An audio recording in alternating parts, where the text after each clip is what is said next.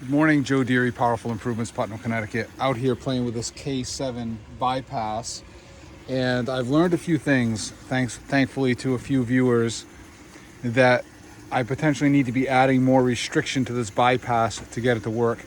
And some guys have suggested clamping this hose with vice grips, sticking a barb on the end of the hose, and apparently there's an orifice right here that is changeable. So I may be looking into that, we'll see. But the easiest solution seems to be adding a nipple on the end of the hose. So using what I've got, okay, I got 3/8 inch hose, I got this 1/4 inch nipple. I heated this hose up with hot water, that's why the coffee mug is here. This is filled with boiling hot water. Got this soft enough to thread this into the hose and then hose clamped it. This has got a 1/4 inch hole on it. This hose is pretty short, so it won't whip around too much. That's probably gonna break off, whipping in the tank. It won't make it all the way down into my filter, or if it does, it'll be okay. I'm gonna try it before I do anything else. So that goes back in there. This goes back on here. And then my auxiliary water line, my auxiliary tank feed, just goes in there like that, and that's all that does. Okay, let's fire it up and see what happens. The other thing that's interesting is that I found this out in my trying to iron the problem out, that the symptom does not occur with 50 feet of line. So it's definitely something pressure related. 50 feet of hose, no surging. I pull off the whole 200 and it surges. I haven't experimented in between there just because there's no time. Okay, so we're gonna fire it up and see what it does here at home with a 1/4 inch on a 50-foot line, just to make sure that it still works. And then we're gonna have to find out what happens in the field, because I'm not ripping off the whole 200 and firing this up here in my neighborhood this early in the morning. All right, that lasted about 2 seconds. So that's not my solution today. I guess I'm gonna continue to limp for the rest of the day. My mix mode back and forth switch with the remote has been working. The surging does not happen in mix mode. Okay, the surging only happens in rinse mode. So we're gonna deal with it as is, because we have work to do. I don't have any more time to work on this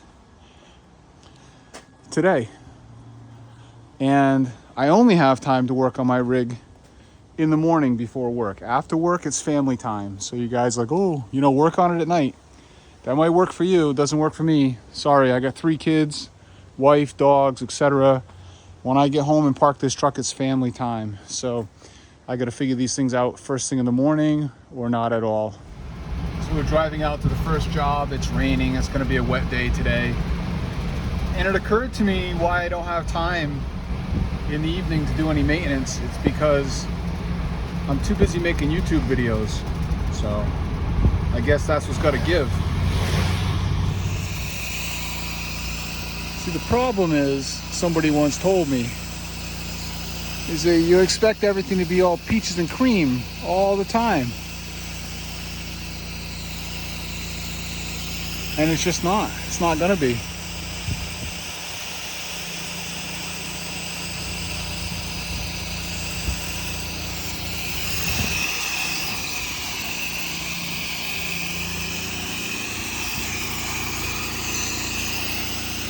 Pretty windy. We're making the shot with the M5. Heard a little flapping. We got the machine working in rinse mode with no pulsing right now on bypass. Excuse me. We got the machine in mix mode right now with no pulsing on the bypass. I tried turning the pressure up a little bit more on the unloader, and we'll see what it does when I switch over to rinse in a few minutes. All right, here's the moment of truth on rinse mode. See what it does. Ah, she's surging. So,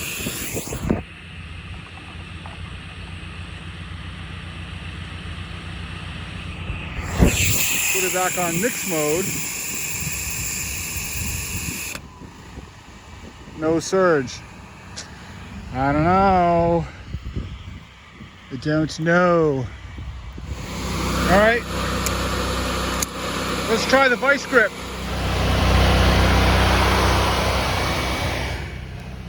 Let's go switch over to rinse mode and see what happens. All right, let's see what it does. Still surging. Okay, so I tightened up the vice grip a little bit more. It's in mix mode right now, and it circulates.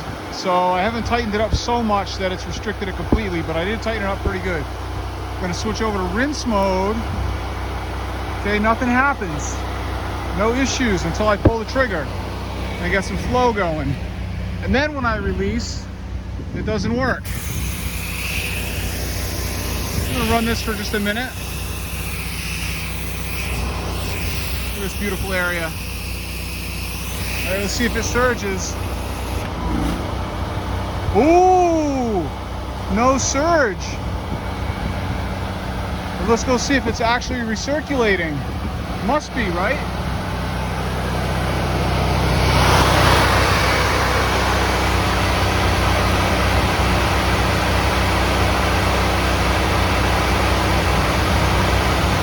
Can't tell.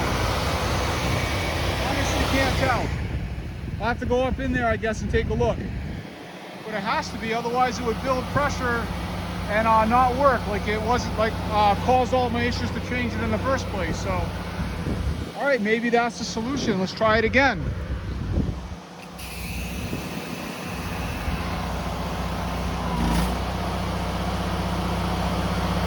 Yeah, baby.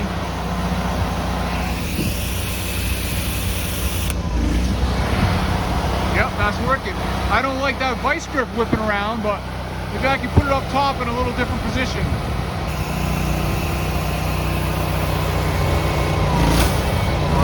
There we go. Popped it. That sucks. Yep, put a hole right in it from the vice grip whipping it.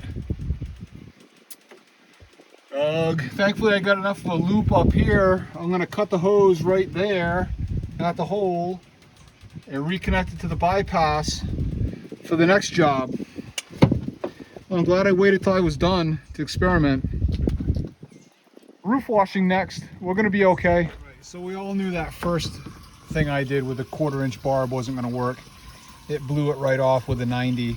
So I stopped at the hardware store and I got a barbed 3/8 fitting and PEX clamped it on there. I think it's on there now, very good.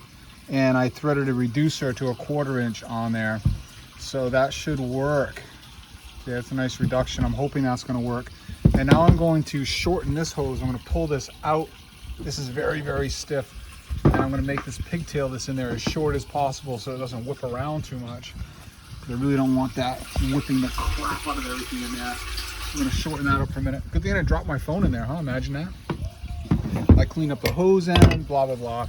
So I need 2 hands to pull on that, and we're gonna see what happens next. Moment of truth here. We are in mix mode, but let's see if that barb blows off the bypass.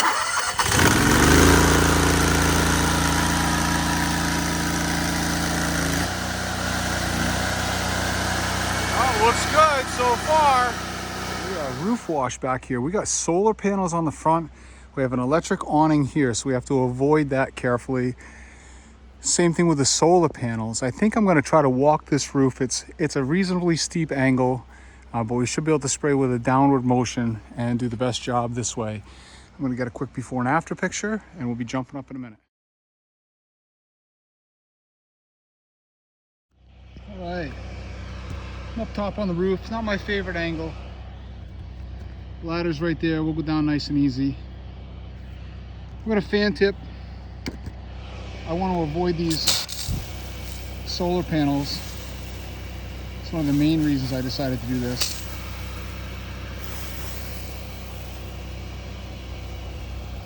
Then I need to be careful around that awning, stuff like that.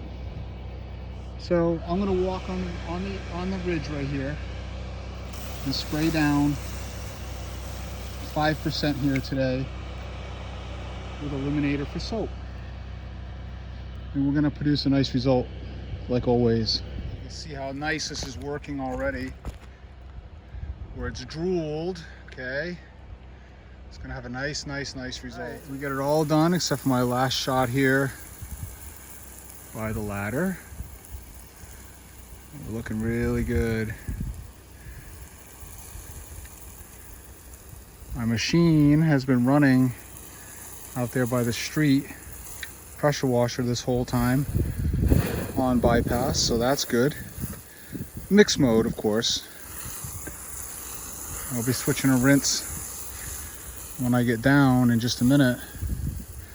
We'll see what happens. Rinse mode, and there's the truck. Let's see what happens.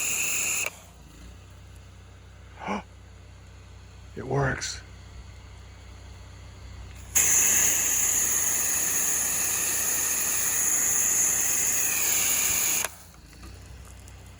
Oh, so long as it doesn't blow off there, it's working.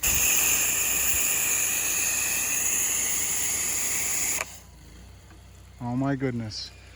Alrighty, let's walk. All right, we're on rinse mode.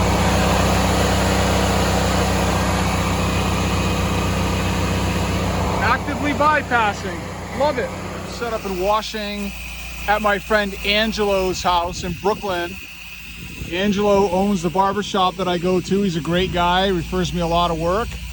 And we washed this house for him in the beginning of the year. But he leaves these front lights on all the time. So consequently, the bugs like it. And this house is covered with bugs on the front only. So we're giving it a quick wash. House wash does a nice job of melting cobwebs and taking down the poop.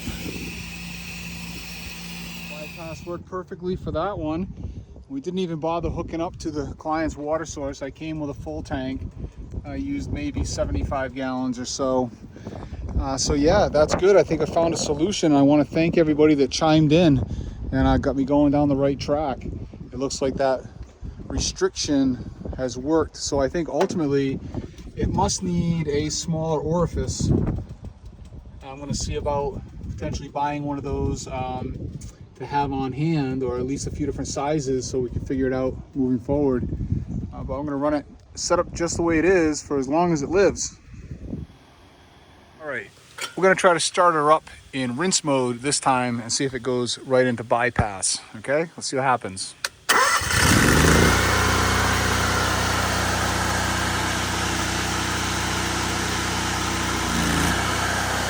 There we go, baby. Bypass. All right, we're up on the peak. Piece of cake. You can spray downward.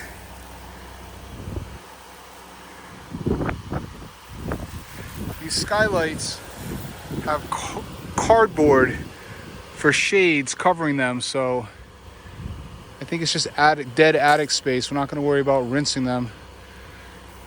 We'll let the rain take care of that. This is the sunny side of the roof, so this is going to be a quick, easy treat.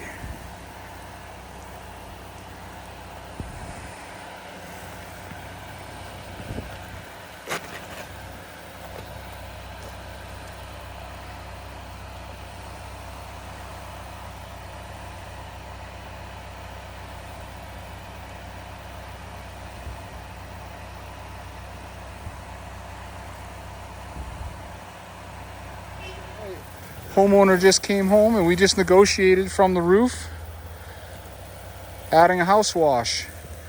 So that makes me happy. I have to basically rinse everything anyway. So we offer a very inexpensive house wash when we're doing a roof wash, especially an entire roof wash. You have to wet everything anyway. So what's the difference? Just soap it and rinse it instead.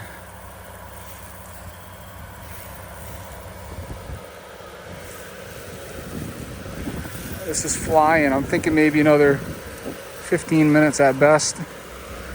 Then we'll do the garage. Actually, I'll probably do the house wash before I go do the garage. We'll just handle that building completely separately.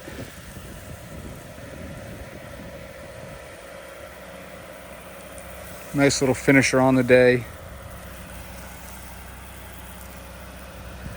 And we're running in rinse mode right now over there. The machine is idling in rinse mode.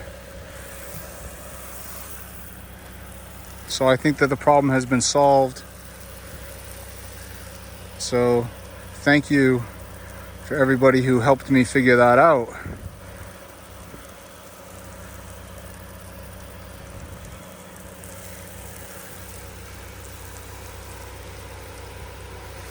Able to get this roof in its entirety from this top position too. So that's sweet. Now I don't have to worry about streaking on the gutters and stuff like that, because we're gonna just do a house wash. This side is why I sold the house wash.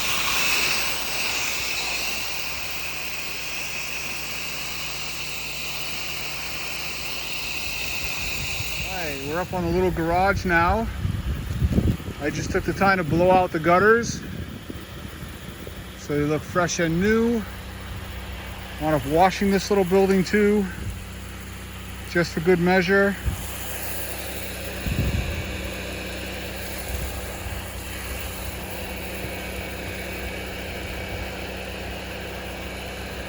We're still in bypass with a brass fitting on there, so that's nice.